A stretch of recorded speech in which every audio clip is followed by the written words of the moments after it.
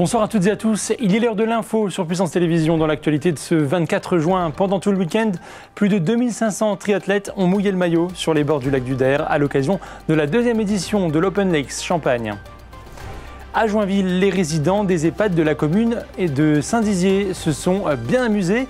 Le temps d'une après-midi, une chasse au trésor a été organisée dans le parc situé à côté de l'hôpital. Dans ce journal, nous recevrons deux membres des Hammers Girls, Amélie Varbiest et Kelly Méconte. Elles ont remporté le titre de championne de France le week-end dernier.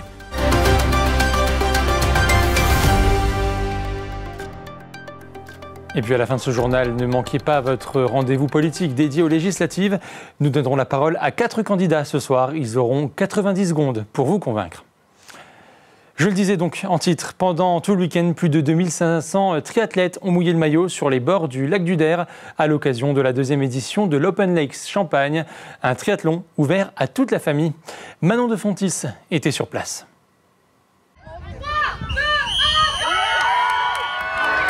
Au bord du lac du Der, une centaine de jeunes triathlètes âgés de 10 à 13 ans mouillent le maillot sur 150 mètres de nage, 4 km de vélo et 1,5 km de course à pied.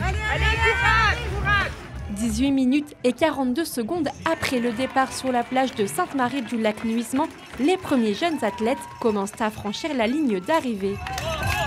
C'était un objectif pour vous d'arriver dans le top 3 ou pas du tout? Oui, parce que l'année dernière, je suis arrivée deuxième. Qu'est-ce qui vous plaît du coup dans le triathlon? Pourquoi vous en faites? Les 3 sports, le dépassement de soi surtout. Et aussi la vie de famille qui se crée autour du triathlon. Qu'est-ce que tu as ressenti quand tu as franchi la ligne d'arrivée en première position? J'étais content. J'avais jamais été premier avant. C'était un objectif pour toi? Ouais. Et qu'est-ce qui vous plaît dans le triathlon? C'est que le parcours vélo il était bien, j'ai pas trop aimé la natation et la course à pied aussi c'était super. Pour la seconde année consécutive, l'association belge Sport et Tourisme Promotion et le club Vitria Champagne Triathlon organisent une nouvelle édition de l'Open Lakes Champagne, un triathlon ouvert à toute la famille. Open Lakes est égal ouvert, on veut vraiment faire des courses. Vous aurez probablement des images des enfants, on a des courses enfants, on a une course qui s'appelle My First Triathlon Experience, donc c'est vraiment ceux qui n'ont jamais fait un triathlon, 200 mètres de natation, 13 à vélo, 3 à pied, vraiment accessible à tout le monde, démystifier ce mythe de triathlon qui est souvent vu comme un sport de mutants, pour le rendre accessible à tout le monde. Cette année, 2700 triathlètes confirmés ou débutants ont participé durant tout le week-end à la deuxième édition de l'Open Lakes Champagne, un événement sportif qui sera de retour l'année prochaine sur les bords de la mer en Champagne. À Joinville, les résidents des EHPAD de la commune et ceux de Saint-Dizier se sont bien amusés le temps d'une après-midi. Une chasse au trésor a été organisée dans le parc situé à côté de l'hôpital. Énigmes ou encore codes à déchiffrer, les personnes âgées se sont gratté la tête afin de trouver le butin final. Céline Moreau y était pour nous. Regardez. Première énigme, trouver le parc des Capucins. La chasse au trésor est lancée. Ces 20 résidents n'ont qu'un objectif. Trouver le butin. Pour cela, les animateurs leur ont concocté des épreuves dans le parc des Capucins, à côté de l'hôpital. Nous avons confectionné 7 énigmes avec ma collègue pour faire un petit peu travailler les résidents tout au long il y a un parcours qui est établi et donc selon des points stratégiques, il y a des énigmes à résoudre qui donnent lieu à des indices qui vont être donnés et ensuite à la fin il faudra reconstituer la phrase du trésor. Il y a toutes sortes d'énigmes, il y a des empreintes de clés, il faut retrouver les clés qui sont cachées dans des bacs à fleurs, il faut retrouver les bonnes empreintes avec les bonnes clés. On a un pot mystérieux, il faut plonger la main dedans. Rouge. L'objectif est aussi de stimuler leurs capacités cognitives et tout particulièrement leur mémoire. 2, 3, 1. On essaye 2, 3, 1. Allez, Granchet, je vous fais confiance depuis le début. 2, 3 et 1. Ça marche pas. Oh là là, il est trop fort, il a trouvé! Il a trouvé! Le regroupement interétablissement, c'est toujours intéressant en fait qu'on puisse tous se retrouver ensemble entre EHPAD. En fait, ça crée des liens. Et puis en dehors de ça, au niveau de la chasse au trésor, ça leur fait travailler également la mémoire. La chasse au trésor touche à sa fin. Les résidents ont tous le sourire aux lèvres. Je me suis amusée, oui. Je me suis bien amusée, j'ai trouvé que la chasse au trésor était sympa. On était tous ensemble, c'était sympa. Et Martine est la grande gagnante. Elle est la première à trouver la phrase. La valeur d'un trésor réside dans son secret. Prochain rendez-vous les 25, 26, 27 juin pour les repas des familles. Chaque résident pourra inviter 2 accompagnants pour une soirée conviviale. Elles ont été sacrées championnes de France le week-end dernier. Elles, ce sont les joueuses de Saint-Dizier de football américain, les Hammers Girls. Bonsoir Amélie, bonsoir Kelly. Bonsoir. Vous faites toutes les deux partie de cette équipe. Tout d'abord, félicitations. Qu'est-ce que ça fait d'être championne de France ? Vas-y, je te laisse répondre. Écoutez, c'est une grande fierté. Pour notre première année, franchement, on ne pouvait pas espérer mieux. Donc, très fière. Ouais, c'est même un petit peu irréalisable pour le moment. Enfin, je suis encore vous n'arrivez pas encore à réaliser? Non, pas du tout. Mais ouais. Alors, pour cette compétition, vous étiez en entente avec 2 autres équipes. Est-ce que vous pouvez nous expliquer en quoi ça consiste, en fait, une entente, et puis avec quelle équipe vous étiez? En fait, l'entente, c'est, par exemple... c'est souvent les équipes qui n'ont pas assez d'effectifs au niveau féminin. Et en fait, on va contacter d'autres équipes qui ont des sections féminines pour pouvoir nous s'inscrire au challenge, donc au championnat français de football américain féminin, afin qu'on puisse quand même avoir l'effectif présent pour pouvoir se présenter. Et avec quelle équipe, du coup, vous étiez en attente? C'était les Chevaliers d'Orléans et les Falcons de Villeurbanne. Alors, votre section féminine de foot américain, elle est toute jeune à Saint-Dizier, puisque c'est votre première saison officielle. C'est plutôt un bon départ. Oui, c'est un très très bon départ pour nous. Oui, ça c'est sûr. Qu'est-ce qu'on ressent quand, comme ça, c'est la première année et on remporte le championnat de France? Beaucoup de fierté. Ouais, beaucoup de fierté, et je pense qu'on a apporté beaucoup de fierté à notre club aussi. Oui. Ça, c'est indéniable. Alors, cette section féminine, est-ce que vous pouvez nous la présenter rapidement? Oui, alors elle a été créée l'année passée, en juin 2023, c'est ça. C'est moi qui suis venue voir le président et qui lui ai demandé est-ce que ça vous dit de faire une équipe féminine? Puis il nous a dit écoutez, pourquoi pas, on va se lancer dedans. Et puis ça a démarré comme ça en fait. La marché direct? Voilà, c'est ça, tout de suite. Qu'est-ce que vous espérez pour votre deuxième saison? Attirer encore plus de joueuses, j'imagine? Oui, le recrutement. Pourquoi est-ce que c'est important de recruter comme ça?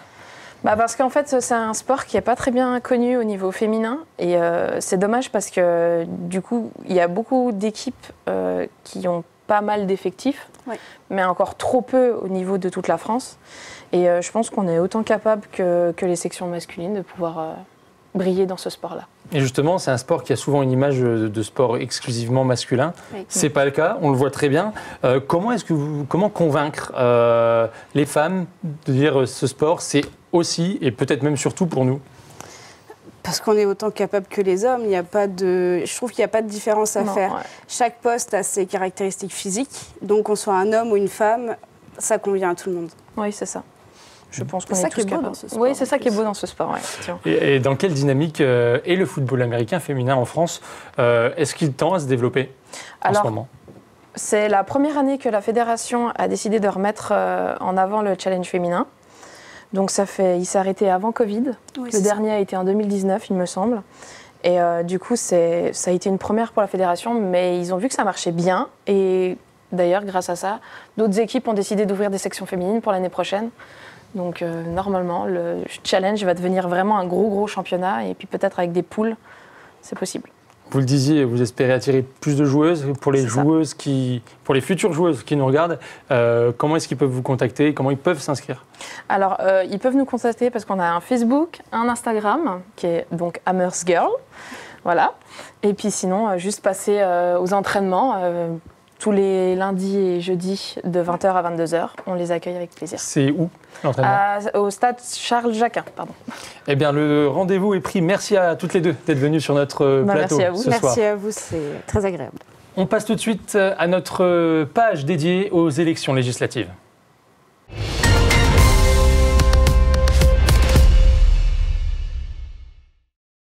À la suite de la dissolution de l'Assemblée nationale par le président de la République le 9 juin dernier, des élections législatives anticipées auront lieu le 30 juin et 7 juillet prochain. Nous vous proposons ce soir 4 portraits de candidats. Ce soir, Charles de Courson, député sortant Lyotte pour la 5e circonscription de la Marne. Thierry Besson, candidat Rassemblement national pour la même circonscription. Justin Preum, candidat lutte ouvrière pour la 2e circonscription de Haute-Marne, ainsi que Joëlle Bastien, candidate lutte ouvrière pour la 5e circonscription de la Marne.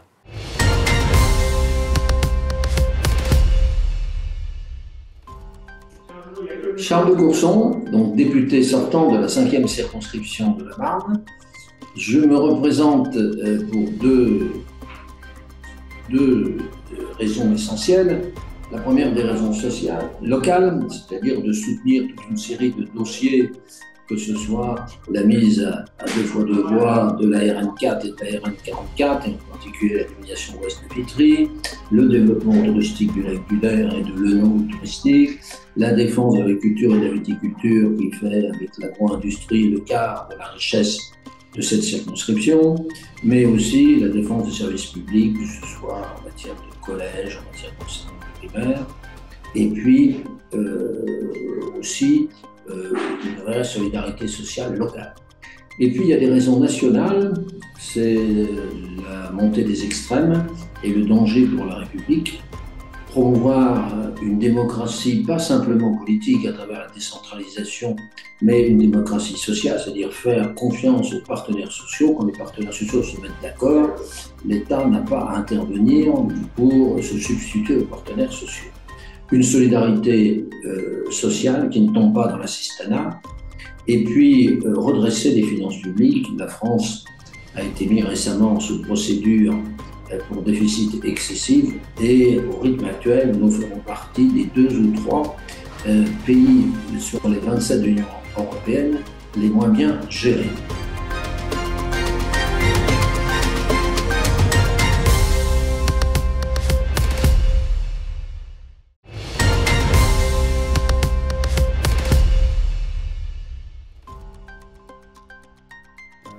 Dans cette campagne, je défends les intérêts des travailleurs. Le premier besoin est le même pour les retraités, les travailleurs en activité et les chômeurs. Ce sont les salaires. C'est l'indexation des salaires sur les prix qu'il faudrait imposer. Et cela, c'est en prenant sur les profits des grands capitalistes qui pourront être pris. Et ça serait par la grève. Il faut que les travailleurs s'organisent pour défendre leurs intérêts de lutte. En tant que travailleurs, nous faisons fonctionner toute la société. C'est pourquoi nous devons la diriger. Et puis, le système capitaliste de concurrence crée une situation internationale menaçante. La perspective de guerre se fait sentir. Comme les autres candidats de lutte ouvrière, je m'oppose à ce danger pour notre quotidien. Donc, nous ne pourrons pas faire l'économie de la lutte par nos moyens de classe, la grève. Voter pour moi, c'est affirmer une autre perspective pour le camp des travailleurs.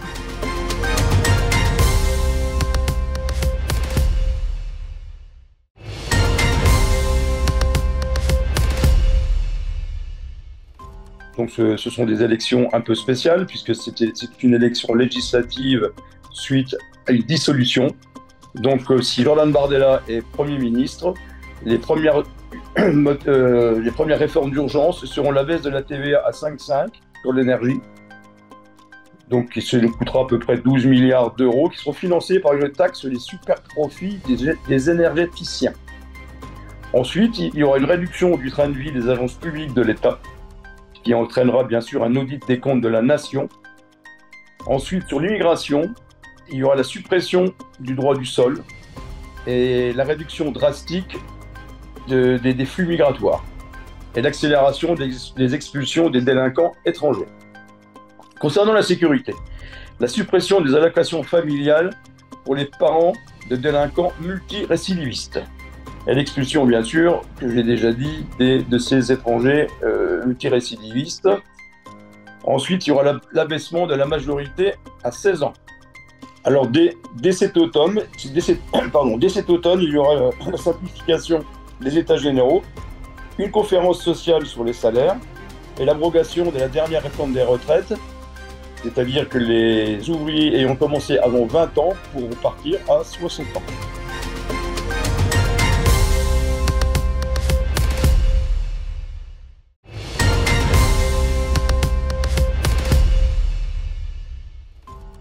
Je me présente aujourd'hui aux législatives pour défendre un programme non pas de promesses électorales, mais un programme de lutte au sens où il s'agit de revendications dont on espère avec mes camarades qu'elles seront reprises par les travailleurs le jour où ils retrouveront le chemin de la grève générale et la conscience que, unis, face au patronat, ils peuvent faire véritablement changer les choses. L'urgence, c'est d'augmenter pour de bon les retraites, les salaires, les allocations sociales de plusieurs centaines d'euros. Et pour ça, il n'y a pas 36 solutions. Il va falloir prendre sur les profits des capitalistes. Cet argent-là qu'ils accumulent dans leur coffre-fort, ça vient de notre exploitation, ça vient de notre travail. Et donc du coup, il est légitime que ça revienne à l'ensemble du monde du travail. Et puis pour pas qu'il soit écrasé par l'inflation, il va falloir imposer l'échelle mobile des salaires, c'est-à-dire l'indexation des salaires sur les prix, faire en sorte que quand les prix augmentent de 5%, eh ben les salaires, comme les retraites, comme les allocations, elles augmentent au moins de 5%. Il faut également obtenir l'abrogation de toutes les dernières attaques sur les retraites, sur les chômeurs également, et puis également l'abrogation de cette loi scélérate sur l'immigration de décembre dernier qui pourrit la vie aux camarades travailleurs étrangers. Voter lutte ouvrière, c'est pas voter pour des politiciens, c'est voter pour des femmes et des hommes du monde du travail qui seront les yeux et les oreilles justement des travailleurs au sein du Parlement.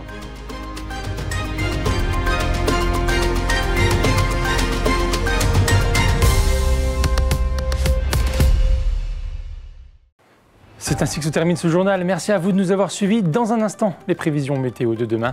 Restez avec nous, l'info continue sur Puissance Télévisions.